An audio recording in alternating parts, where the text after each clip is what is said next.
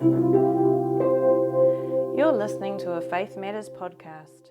Here we go, and you have Maree and Denise on our segment Becoming Unoffendable, which is a bit like our faith. It's a long journey in this heading that we have, Denise. Becoming Unoffendable, we'll forever be doing it. And your blog this week is called What's the Opposite of Offence? Offence, not offence. Offence, so many different ways we can say this. Yeah, so maybe... Well, you want to start us off? I mean, I could say here you've got no offence often precedes the word, but no offence can mean but. No offence but. And we're about to say something. Could it be offensive or correction? Brace yourself. No, I just put that in myself. That's actually not in her blog. Part of it is, but not all of it. Well, it was really funny. My husband came home the other night and he's just like, what did you write your blog on this afternoon? And I was just like, what is the opposite of offence? And he was just like, defence. And I'm just like, I don't even think of that. And so for all of you sporting fans out there, I would like to put that on pause. Maybe I'll come back round to that another day. But I didn't even think of that. I was thinking of unoffendable, unoffensive, no offence. And actually I looked it up and unoffence isn't a word. So I was just like... No, I didn't think it was, Denise. So if anyone's trying to come up with unoffence as the opposite of offence, they can't. So then I was like, okay, so what does that look like? So yeah, no offence. When somebody says to you, no offence, but I thought just when they say no offence, but all your walls go up. Absolutely. Something's coming. Yeah. You just wait for it. Brace yourself. Exactly what you said. Brace yourself. Here it comes. And are we ready for it? And do we want to receive it? Or is at that point we are closing our ears off? And it's an interesting thing because when you say no offence, but you're usually trying to be constructive. But the thing is that the person hasn't granted you access to speak into that necessarily. So you might often get access to be offensive, Denise. No, but there are some people that you can say, look, if ever I am completely off track or I'm treating people badly, or if you're trying to say to me that I need to stop that and I'm not hearing you, I give you permission to just say, actually, stop. You need to stop. You need to listen. So when you've given somebody that access, then they can use it potentially. Like, how many people I've given access to on that one, Denise? I know, there's not many. But that's why. But we have such strong opinions and we're very free to share them. But actually, it's not always appropriate to share them. And so we'll say, no offence, but... Da-da-da-da. And it's up to the person as to whether or not they are going to hear you or not. And there's a pretty high chance that they won't, because if you're wanting someone to pick up something new, the best thing is to get them into a position where they're actually asking questions and interested, and then you can answer their questions for them. So if you can get somebody who you think is needing to pull their head in a little bit or something, if you can ask them some questions and get them curious about it, well, now they're open. Yeah. I might say something like, have you noticed? There's one. Yeah. Have you noticed that sometimes, I mean, it is how we lead into something, because, when we go in, hot with a meat cleaver pretty much, and no go offense, and strike at something. No offence, but... Yeah, we kind of, we're expecting something that we're not going to like is going to happen. Well, no offence, but that skirt looks hideous on you. Thanks. It's my favourite. I appreciated that. But have you noticed how cold it is outside? Oh, there we go. I'll just go get your jacket. Master of this. Well, we do have to, the English language is quite tricky, and we do have to find different ways of being able to communicate something, because people do get offended really easy. We're not built to hear something, because straight away we will, like you say, put the walls up and be I don't think so. And who are you to speak to me like that? No, we're not friends anymore. That's it. Yeah. And I've had people comment on my clothing that I've gone, and I've gone and changed. I've had other people comment on my clothing, and I'm just like, just to spite you, I am going to wear this. And so you don't actually know how people are going to fall one way or the other when you speak into their life without actually asking whether you can share. Yeah, giving permission. And like I said, I don't think there's many people that we give permission to. For me, there are people I've given permission. I don't have too much of a problem with it, but I guess if you came in really hard, I'd be like, oh, it was a bit rough. I'd probably say that, though. Well, there are certain relationships that you would expect. For example, I have a tutor in that area of writing. He will sometimes say things and I don't necessarily like it, but I know that he's doing it for my good and he's trying to make my writing better. So it's a matter of, okay, suck it up. I could get offended. And oh gosh. All these words. I could choose to ignore it, but when it's actually for our good, actually it's to our advantage to be able to take that on board. And how open are we to learn and develop? I think you mentioned a word just before about being curious, and I think that's always a great starting place. I'm curious about this part of me that others are seeing that I'm not seeing myself. Why does this particular issue keep coming up? It does take some tenacity, I think, to be able to look at oneself and go, what's the edge I need to develop here in myself? Me personally, just because of the journey I've been on, I've had to look at so many things, Denise, so many hard edges and so many issues that I've learned along the way that it's actually really healthy and I'm okay with it. But then if a stranger came to me and said something, I probably would be offended because I don't know if I'd be offended, but I'd be like, what's that about? Having somebody I didn't know speak into my life and tell me something without any background knowledge of me, I'd find that probably a little bit judgy. Yeah, well, that's it. But we're all pretty judgy, I think. Well, it can be. A lot of us.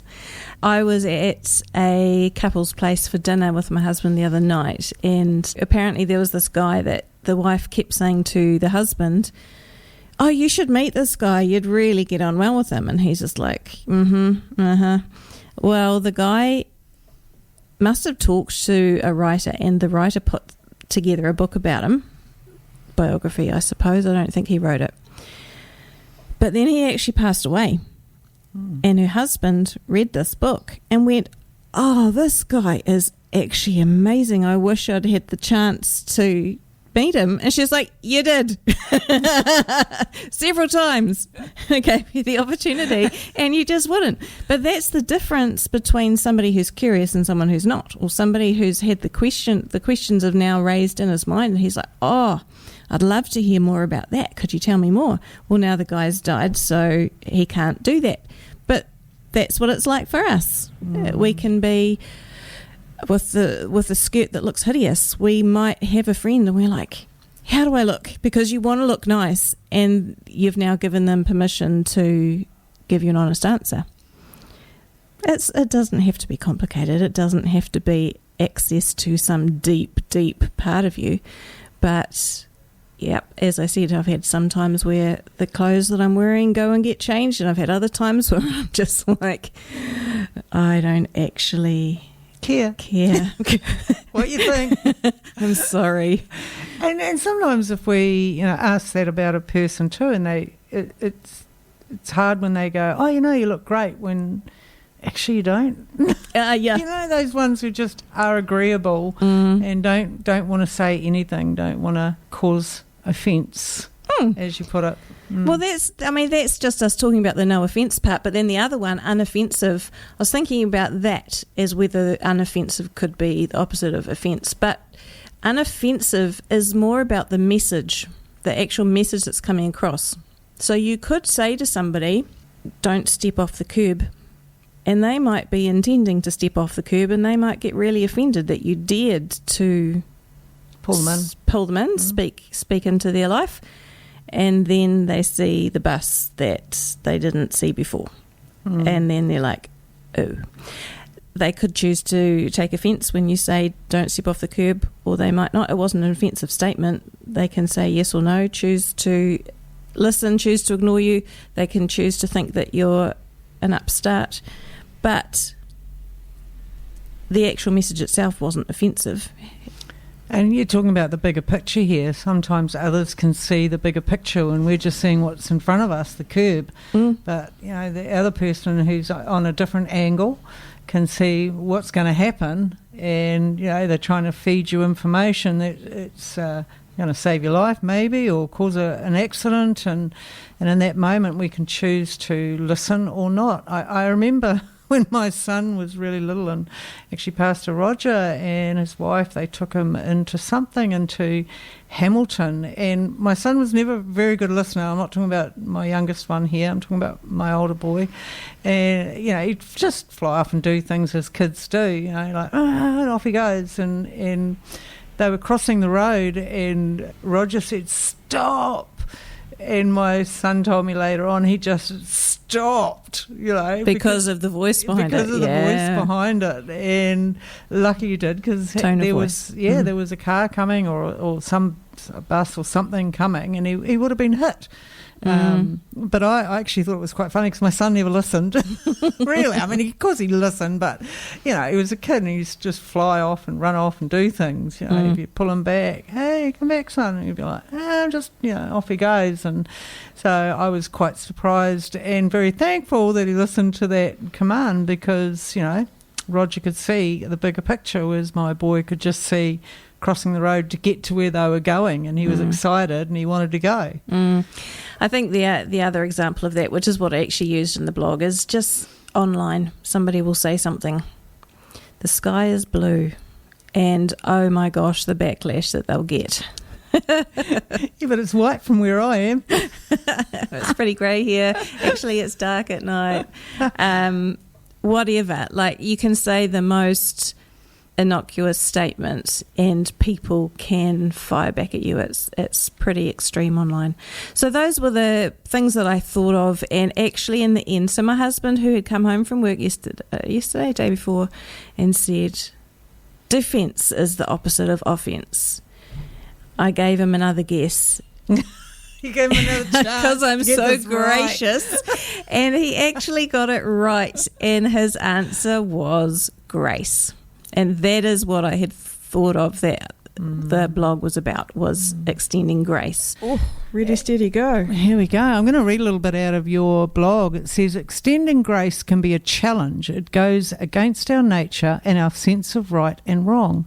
Our justice system naturally defaults to you get what you deserve, or I've got to look out for number one. Giving undeserved favour is to someone who is undermining or attacking us is counterintuitive. So there were three definitions that came up in the online dictionary that I looked up. But there was one that was about elegant or smooth movement. Yeah, yeah. So somebody who's graceful, we think ballerina. Of them as beautiful. Their movements are fluid, eh? Yes. And so I was thinking about that in a relationship context. When you choose not to take offence, you actually maintain a smooth relationship. Otherwise, we talk about rocky relationships or broken relationships or those sorts of things. If you are moving with grace in your relationship, then you're not going to have some of those potentially, stop-start, difficult, jagged edges. Maybe it's more smooth, and that elegance thing. So it keeps communication open. As I said before, with the guy who speaks into my writing, gosh, he has some really good stuff to say. It's not always easy to hear. Yeah. Isn't that I mean, that's a treasure in itself, because it's our learning curve, isn't it? To be able to hear something we don't want to hear, but we know if we hear it, we're gonna grow.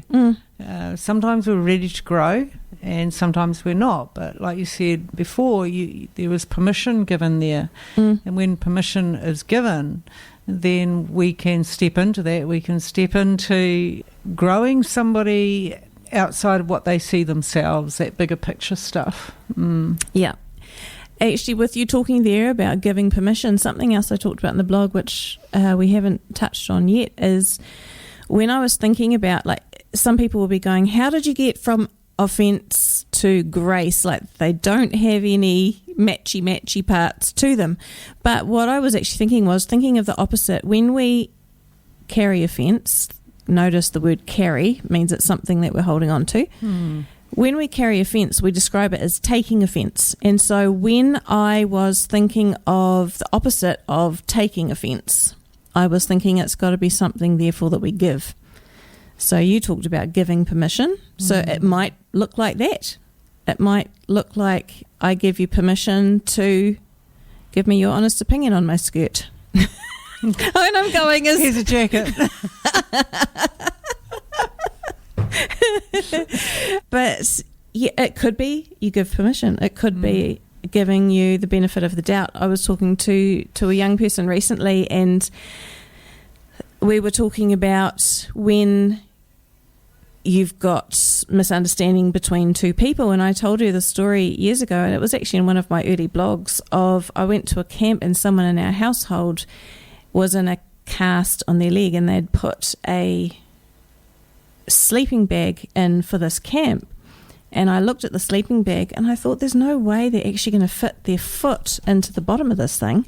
And so I put in sheets and a blanket instead, and they were so upset about it.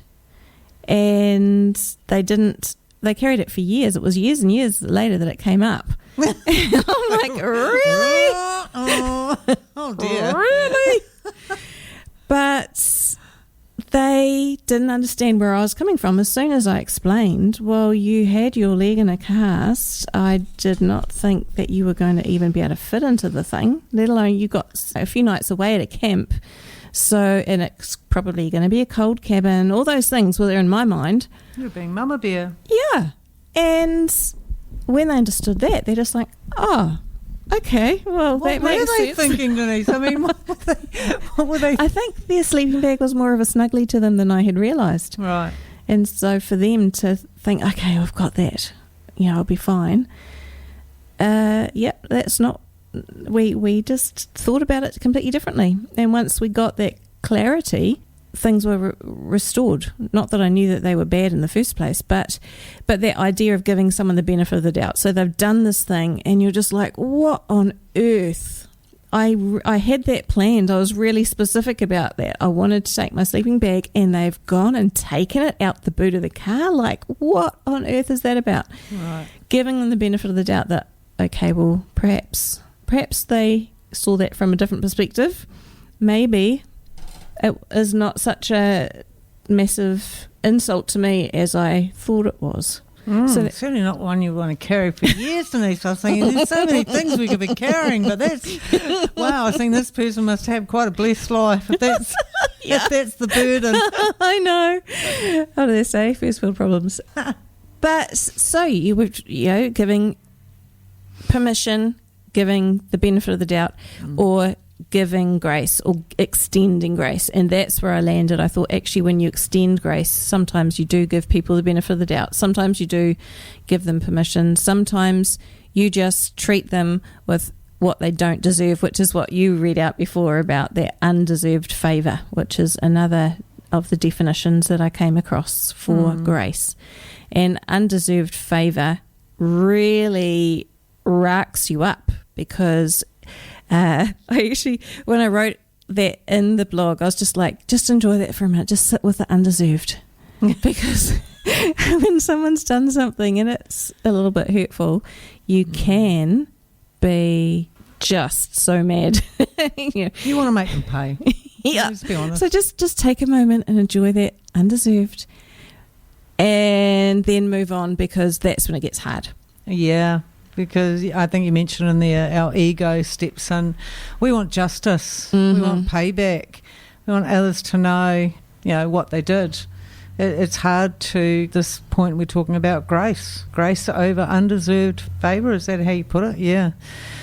It's not an easy one. It's again, everything is a journey. When anything's hard and we can't work through it in the moment, then we have to journey with it. We have to find ways to deal with this. What information do we have? And often we don't have the information. We haven't gotten it through conversations. We haven't seen it played out in other people's lives. There's nothing to line this up against and go, well, this is what it looks like. This is how I've seen other people deal with having grace and undeserved favour there. Something happens and a person goes and walks through grace with that. It's like, oh, ouch. Our ego says something different. There are people around who keep a very clear tally in their mind of, I did this for you, you owe me. Or how dare you do that, I'm going to get you. Yeah, after everything I've done for you. Oh, that's a good one, isn't it? After everything I've done for you, how could you do that? So I think those people would be even more challenged than average Joe Bloggs person. Or maybe that is average Joe Bloggs person, I don't know. But it's not the way my brain operates. But I think if you keep a tally system, for me to say, oh, grace is undeserved favour, it would rile you. Yeah, it would go like even harder. It would just be, it just seems unfair. It seems unjust. Yet when you're on the other end of it, if you've done something stupid and someone has extended you grace, you actually know what it feels like. And I think that's what can transform us, that when we have experienced grace from someone else, then we might be willing to pass it on to someone else. So we need to be looking for those ones who have extended grace so we can, because it's not something we see often around us. Where do we get taught this stuff, and where do we find out the information around it unless it's been mirrored to us by somebody? And like you say, once you've experienced grace, wow, that's precious. It's like a weight off your shoulders. I was thinking those who are walking around with offence all the time and keeping score. I think that's what you said. That's tiring, Denise. Let's be honest. When we keep score of everything, when we can remember right back to when you said this or you did that, this is what you did and this is what you said like a year ago. My head 20 goes, years ago. how can you even remember that? Like, and word for word, like. I've lived that. So back 2012-13, I actually kind of went through the different stages of my life and actually chose to forgive myself or other people or God, if I held it against God. And what was just so interesting as I did that was those things that I knew word for word, they're a bit fuzzy now, because I'm not rehearsing them over and over in my mind. Yeah. And some of them have just fallen by the wayside, because when it is an offence and you're thinking about it over and over and over, you're not going to forget, because it's right there. It's like watching a movie every day for a year. There it is. Cue Sound of Music. That was, I watched The Sound of Music. I saw, actually this is an aside. You didn't.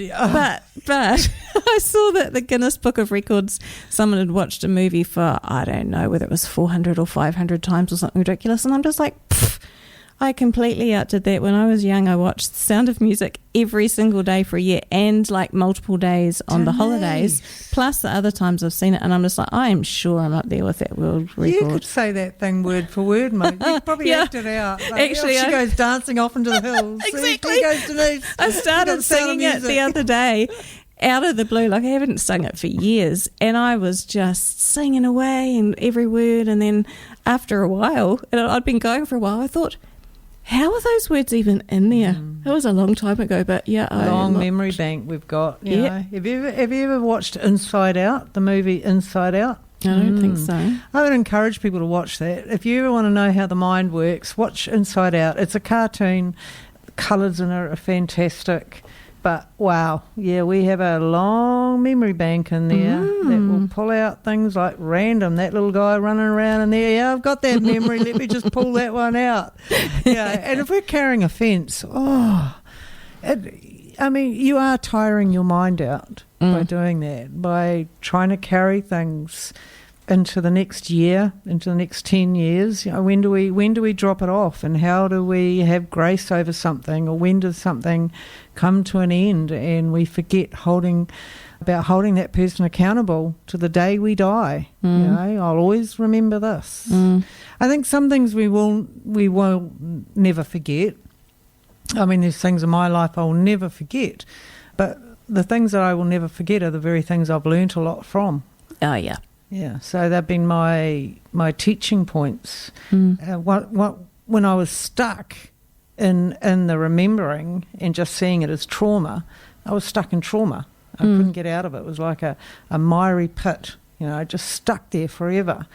But when I started to realise that there's so much richness of learning that I got from those moments, those memories, I was able to unpack them, and even though it was painful, the richness of learning that I got from it, and the empathy that grew in me, and the grace that got extended from me was massive. Because if I had stayed in the miry pit, I would have stayed stuck in trauma, just in a cycle of doing the same things over and over again. And sometimes extending grace looks like giving someone space, not like if somebody's going through a process, actually giving them space to process or to grieve or to have it take a breath. So like sometimes we're doing a project and you're like, actually I just need a break.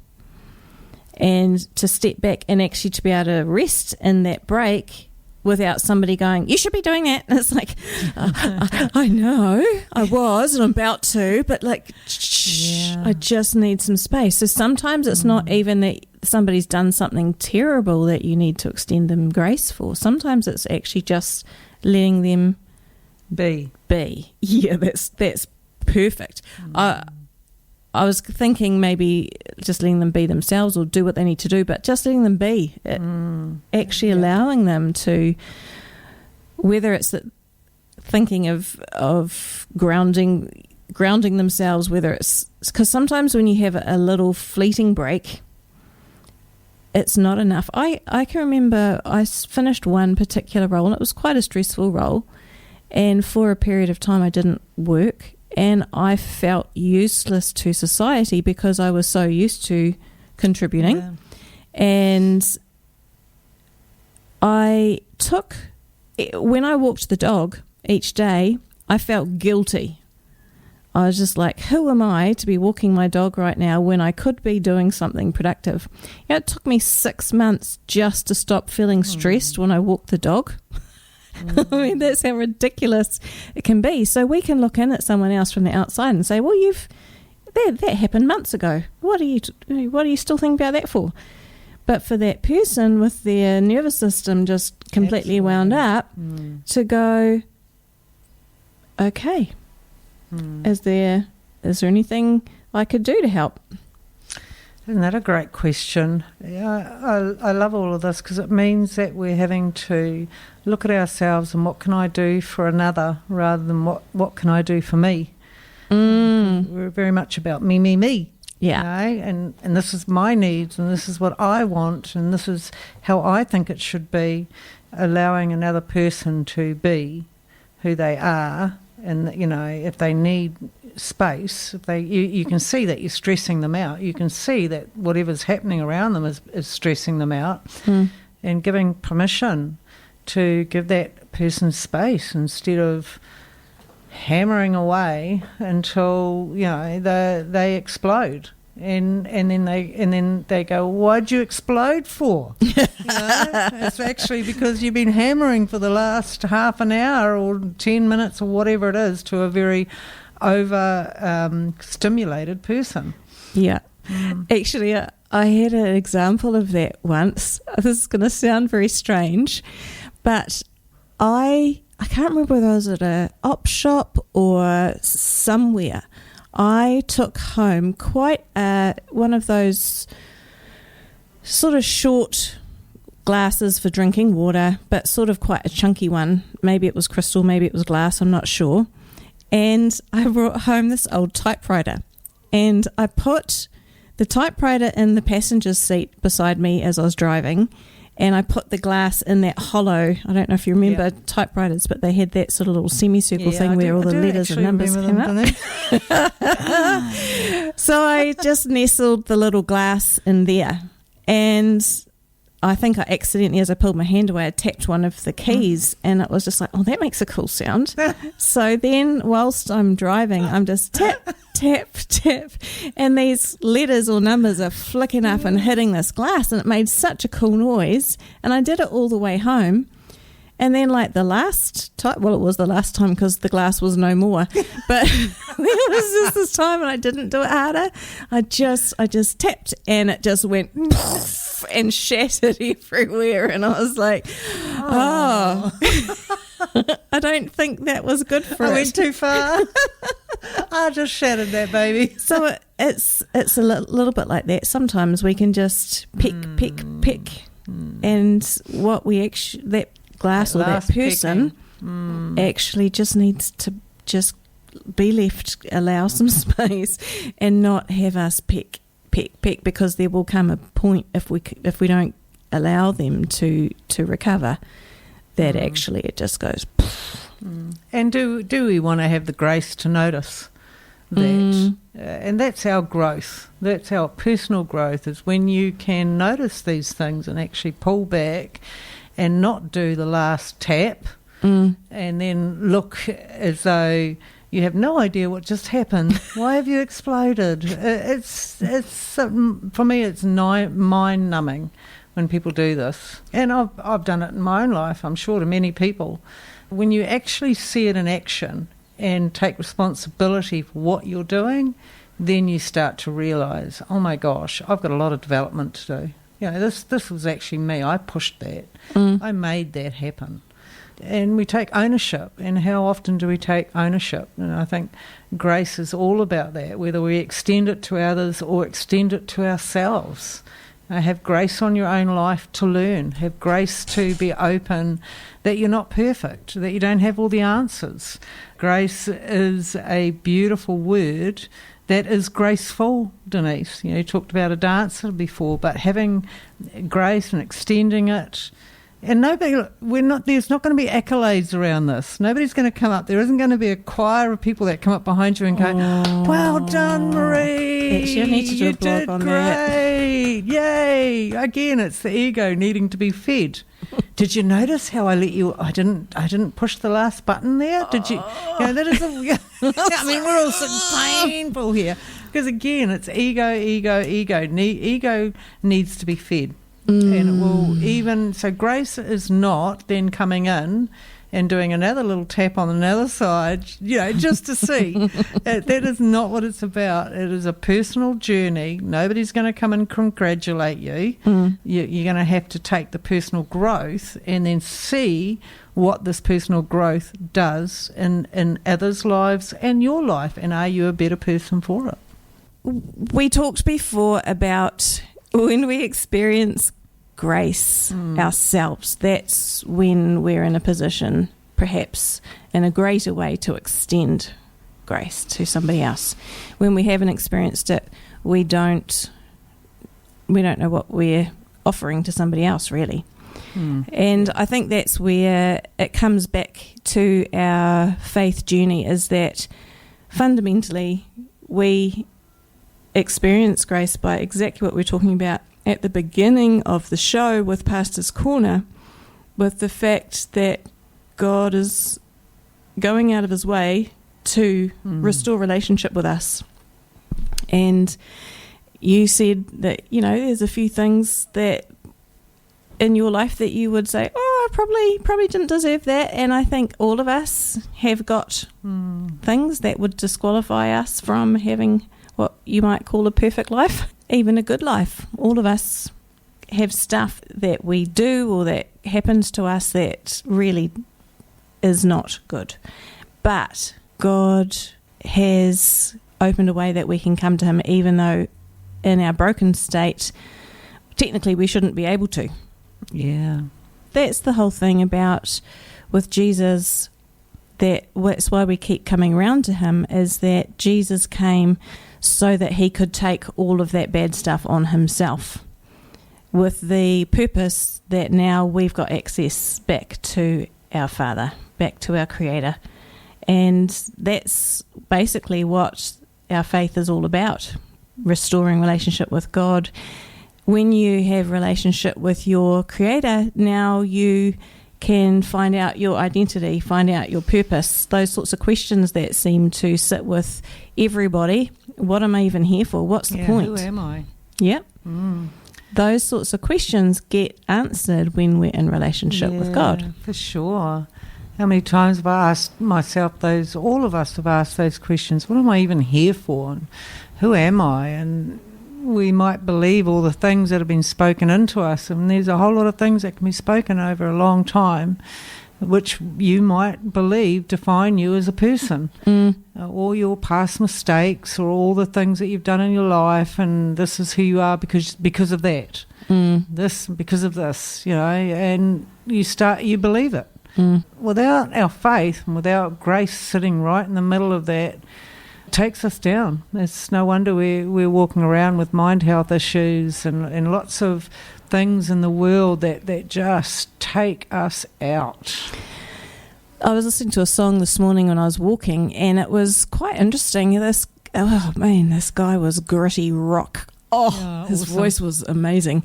But he was talking in this song about people told me that I needed to be lifted to get a good relationship with God, but actually it was in my lowest point that I found out my life is the altar. And that was what his song was about. And he just talks about all these moments of weakness, or when he couldn't even lift his head, or whatever it was that he went through, which of course he doesn't specify in the song, but you can tell it was a really hard time for him. And he said it was there that I found God. So that idea that we've got to pull it all together and make ourselves presentable and then come, it's just never going to work. And so never going to happen. That's what the grace is all about, because it's undeserved. So we can never pull ourselves together to a point where God's just like, oh, finally, you're perfect now, you little darling, you. But one thing I really liked, because you were talking about all the rules and regulations and how people think of that when they think of being in a relationship with God. God gave a certain number of laws. There was the 10 Commandments that we know. It's like, do not murder, do not give false testimony, which was not so much don't lie. It was, sorry, I've done that a few times today. It's more when you give false testimony, think of a testimony as something that you'd give in court. So when you're speaking something falsely against someone else, it's actually impacting the community. It's impacting the people around you. Generations even. Yeah. So it's not do not lie in the small sense of it's only a white lie, it doesn't matter. It's do not give false testimony, because by speaking falsehoods, especially in that public forum, you're actually doing it at the detriment of other people's lives. Yeah. So when God gave these commandments, it's not just don't do that, don't do that. It's like this is for the good of everybody. This is a really healthy way for society to live. Yeah. The Pharisees, or the religious leaders of the time, the people who knew the law, they put fences around it. So say do not commit adultery. Okay, well, let's never have men and women together. Together, yeah. So in some places you will have a situation where people will worship, men will be in one room, women will be in another, because what they're trying to do is they're trying to put a fence around to protect you. But all that does over time, because it's a man idea, not a God idea, is it's just really heavy. And rule upon rule will come from that one rule, will come other rules. Now you're looking too good, so now we have to change how you look. Yeah. Because, you're casting eyes on you, and that could lead to adultery, and rule upon rule, and that's what happened back then. There were so they had all these myriads of rules that, like, you're meant to rest on the seventh day of the week, and so there was rules about how far you could walk and how much you could lift and things like that. So it became extreme, but then Jesus came and he's just like, all of the law can be whittled down to two things: love God and love other people as you love yourself. And it's about the heart behind it. I mean, we can be unwise in how we go about things, or we can actually, you can obey the letter of the law, or you can obey the spirit of the law. And when it's God's law, he's done it for the benefit of everyone in the community. So when we're talking about coming into relationship with God, and then it's not necessarily a list of rules, it's actually, I'm thinking about more than just me. Yeah, it's a heart response, isn't it? It's everything that we've been talking about today throughout the whole show. It's not about me. It's not about my ego. It's not driven by from a place of what do I get out of this? Or what do you have that I want? It's a different perspective altogether, and it is about our own personal development and the opening of our heart and being able to do what we can't normally do from our human nature. God's response was Jesus. That's what he gave us. And why? Because he loved us so much. He loved the world, his creation. It's an incredible story, Denise, and when I think about the God story, it's so beautiful and so amazing. There's nothing compares to it. You've been listening to a Faith Matters podcast. If you have questions, email us on faithmatters98.1fm@gmail.com.